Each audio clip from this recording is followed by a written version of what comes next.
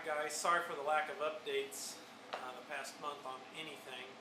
The S10 is not going to go to the drag strip this year. The track's closed down. The last day they were open was a good day to go, but I had to work on a Saturday, unfortunately.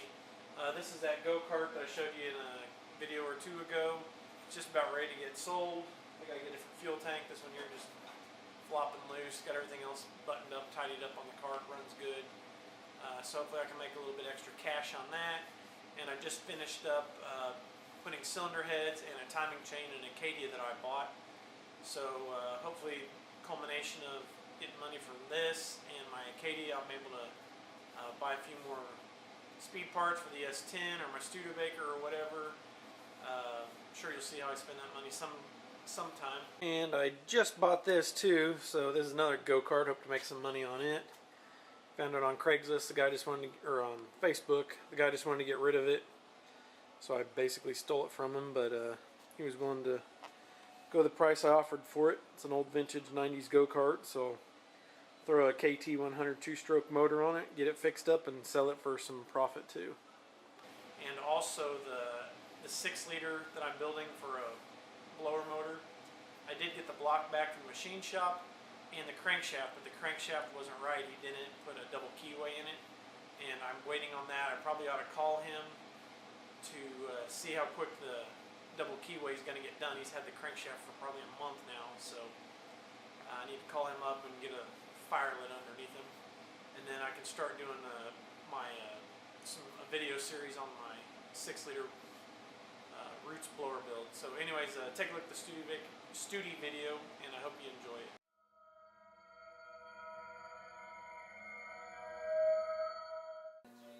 Alright, we got our brackets welded in. You can see the trunk bracket there for the hinge, not there for the rear shelf.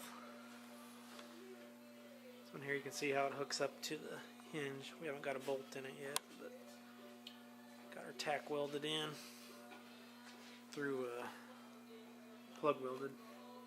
Cut some holes in it and welded them to it.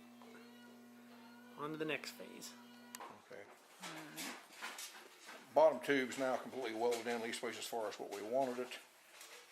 Getting ready to go now to put the flat piece on the front of all that mess down there, and then we'll take it from there. Here's the piece. Just lay it in around.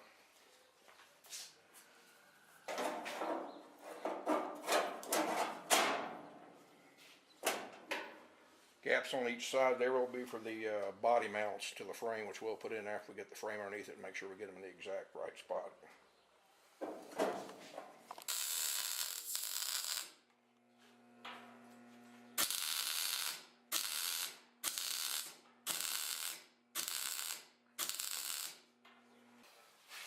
Alright, we got that piece all welded in. Do a little more grinding, but we won't mess with that until we start getting the floor put in back there. Not looking pretty good.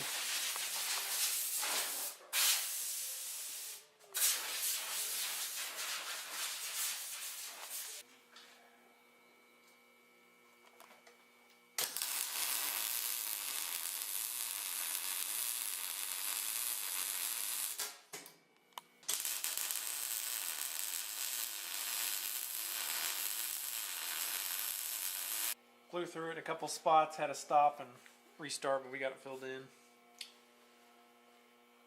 Dad got it filled in, I didn't fill in nothing. Perfect.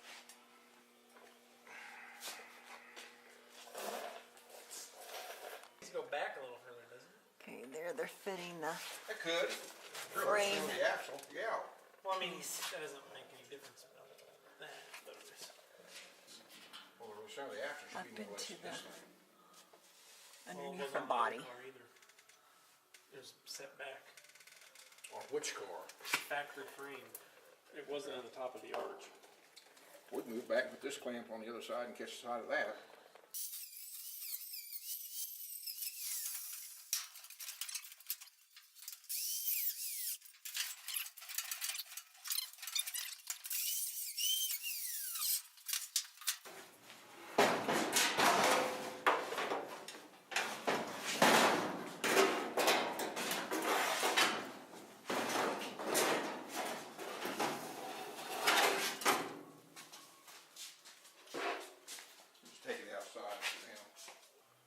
frame Built extension. the roof frame extensions for the trunk area. We've already got the kick up for the rear end just sitting on the dolly.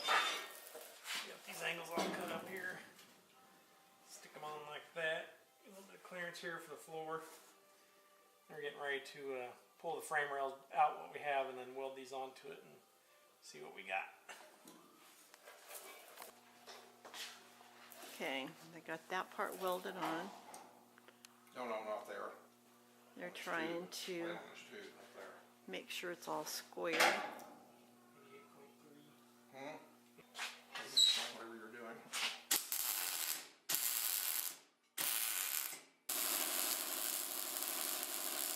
Okay, here we're putting this gusset on here to offset the tubes to get them back to the right width going underneath the body of the car.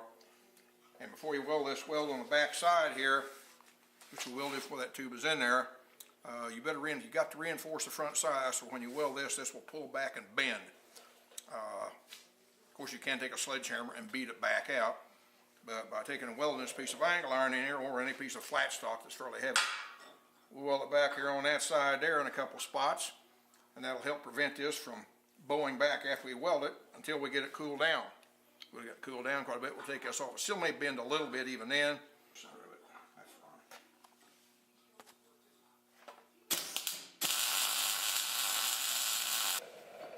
There's the gusset welded in. It will keep this thing from bending when we weld it. And we'll get after it now.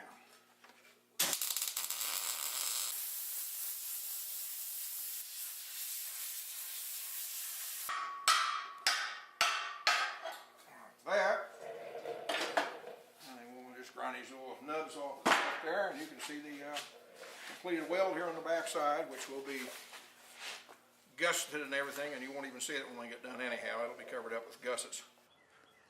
Before we grind them down, I'm going to stick them in the car and then we have to figure out where the front frame rails go on at. But we'll have to have our Speedway Motors front end kit first.